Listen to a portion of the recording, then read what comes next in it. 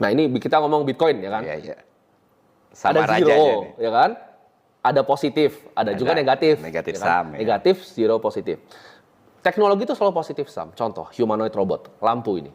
Ketika terjadi lampu, ini positif sum ke manusia.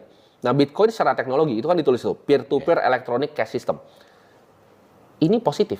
Iya. Kenapa? Karena dia bisa storing value di tempat yang berbeda. Dia pertama kali bisa pindah ke Amerika dalam sedetik. Nggak perlu Western Union. Nggak perlu Western Union. Kalau ke Singapura nggak usah lewat SWIFT. Iya. Bisa muncul di sana, bisa muncul di Cayman Island, bisa muncul di BVI.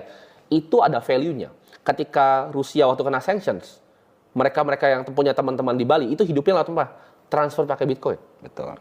Itu ada value-nya sebagai peer-to-peer electronic cash system. Itulah Value. kenapa kelompok teroris kayak ISIS bisa bertahan. Bisa bertahan. Karena itu nggak bisa diblokir dan nggak bisa di-trace.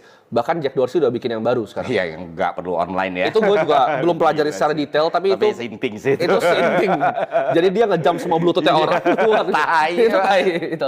Itu baru. Itu gue juga belum bisa ngomong full karena gue belum pelajari secara full, tapi udah bisa gitu. Kalau buat yang tanya kalau internet mati, yang hidup mungkin cuman Bitcoin.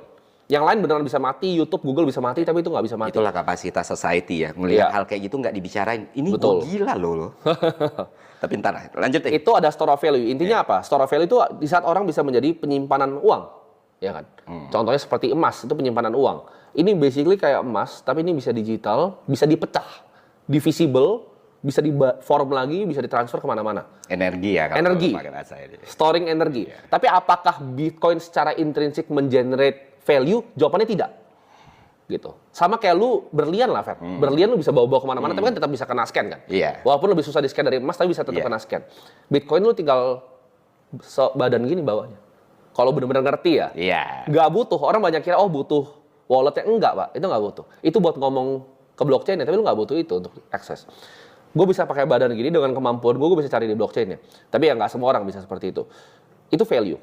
Udah clear itu value. Tapi ya, kalau misalnya gue ngomong trading Bitcoin, aksi jual dan membeli. Jual dan membeli, itu pasti ada yang rugi, Fer. Nggak mungkin dong. Karena dunia ini nggak begitu cara kerjanya. Betul. Lu bikin restoran, ada restoran sebelahnya, itu Iya, restoran pasti sebelahnya customer-nya geser. Jadi jawabannya adalah kalau lu trading Bitcoin, crypto, lu trading saham, lu trading bonds bahkan, Emas sekalipun. lu bahkan trading emas, itu zero sum.